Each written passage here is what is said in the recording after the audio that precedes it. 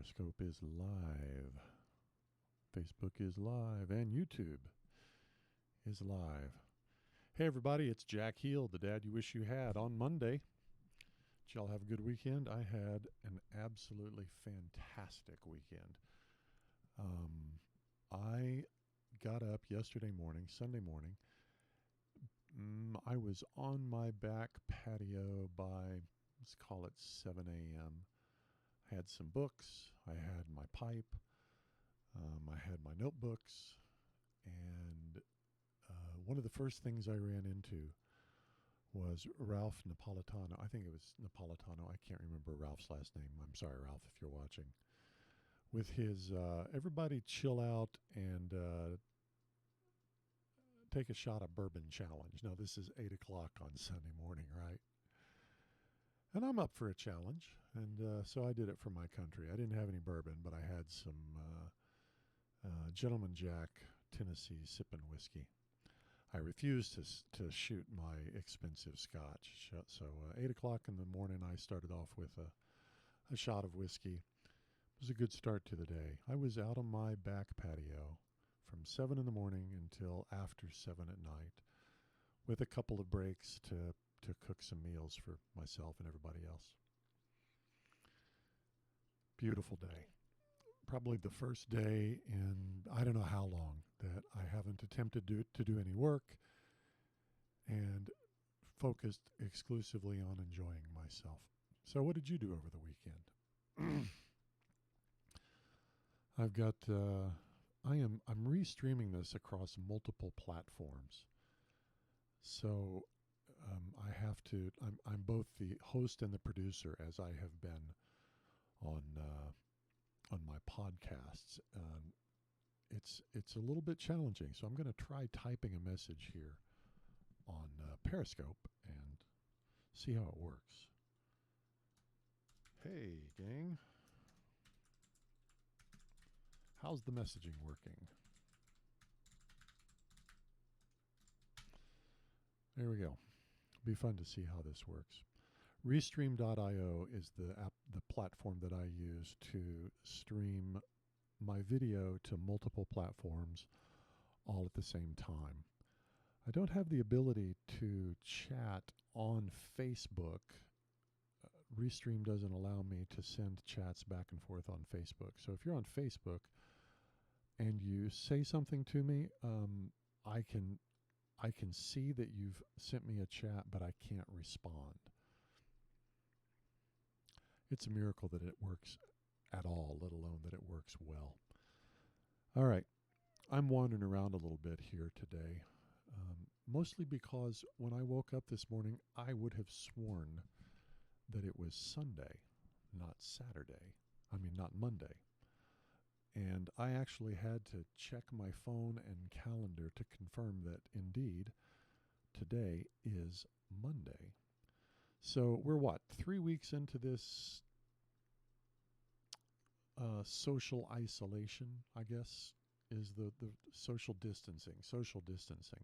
For those of us who are extroverts, it probably feels like being put in quarantine, what do they call it? Solitary confinement. It probably feels like when they drop you in the hole in prison, you're in solitary confinement, even though I've got my son and daughter-in-law and 3 of my 7 grandchildren around me. I still am going a little bit stir crazy.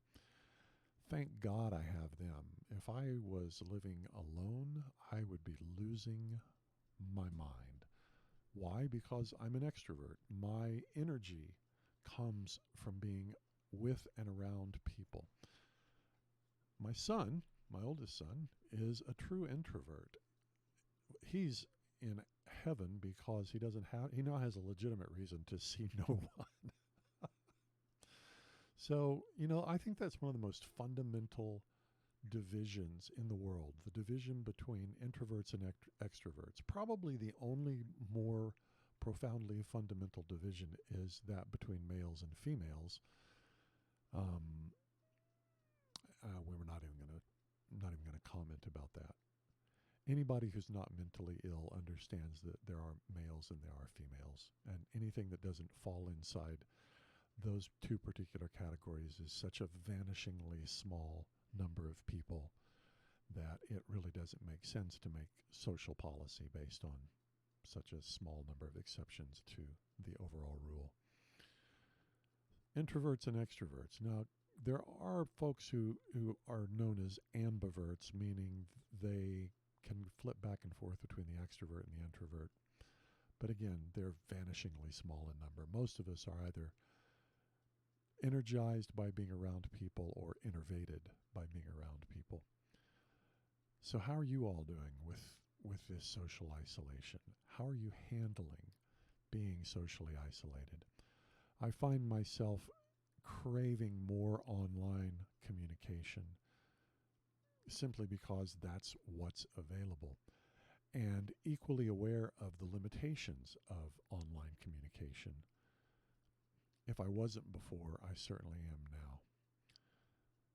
On the other hand, for those who are introverts, I've watched people in my household take deep enjoyment from our social isolation here. And it kind of amazes me. On the other hand, they're amazed that this is so difficult for me. One of the things that I have found has helped me a lot is to be careful with what I put into my mind and what I allow to come out of my mouth and out of my mind. And since I'm a writer, out of my fingers. There's a lot of toxicity in the world today, genuine toxicity. The way you can recognize it is it's primarily critical, it's primarily fault finding, it lacks self-awareness, which means that it's generally very hypocritical. It has irregularly applied standards of behavior depending upon the target of analysis. And the general valence is negative, just simply negative. I learned a long time ago that it's a whole lot easier and requires a lot less effort to destroy than to build. The problem with destroying, as gratifying as it is to destroy, is that when you're done, you've got a mess. The problem with building is that the payoff takes some time, it takes a tremendous amount of effort, and sometimes it feels like you're making no progress at all. But the end is you have something. You have created something out of nothing. You have participated in the work of the Creator. You are truly operating as a son of God when you are creating something. So if there are two different ways to go in that regard, just as the world falls into males and females, falls into introverts and extroverts, I don't think it's unreasonable to say that the world falls into two divisions, creators and destroyers. One is certainly easier than the other. One certainly delivers immediate emotional gratification in a way that the other does not. Both can create lasting impressions, but only one creates the kind of lasting impression that most people want associated with their memory. I wrote a tweet today as I was going through Twitter, and I almost sent it. And then I realized, why would I put that out into the world? It was snarky. It was ugly. It was critical. It wasn't building up. And I caught myself just in time, realizing that the momentary pleasure of spewing my bile out into the Twitter sphere would be greatly offset by the lack of goodness that was delivered with my words. So I reeled it back in, hit the delete button before hitting the send button, and sat pondering this reality. Why is it that being destructive, critical, snarky is so satisfying when it is so unhealthy for us, for everybody. I know I'm touching my face. I'm clean. I've social distanced, so I can itch my nose if it itches. I can't help but think that there's a little bit of a flaw in our firmware, that we derive such pleasure from negative activities like that. And therefore that points to a place where we can focus our attention. And by we, I'm pointing at me. You know, when I point one finger at you, I'm pointing three back at me, and I know that.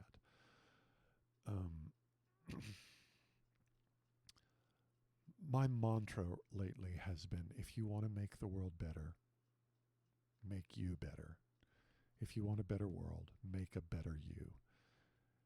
And that's the place that I'm currently focusing. My words, not just the choice of words that I have, but the choice of message that I choose to amplify, broadcast, and forward into the world. Lord knows there's plenty to complain about.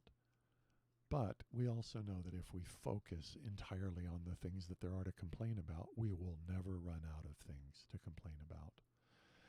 And what a miserable world we will have if that's the way we chose to live. So some may accuse me of being Pollyanna, and if that's the case, you know, I guess I'd rather have that attached to my name than the alternative. So those are my thoughts for the day. I'd love to hear what you guys have to say. Love to hear your response. We'll talk to you tomorrow.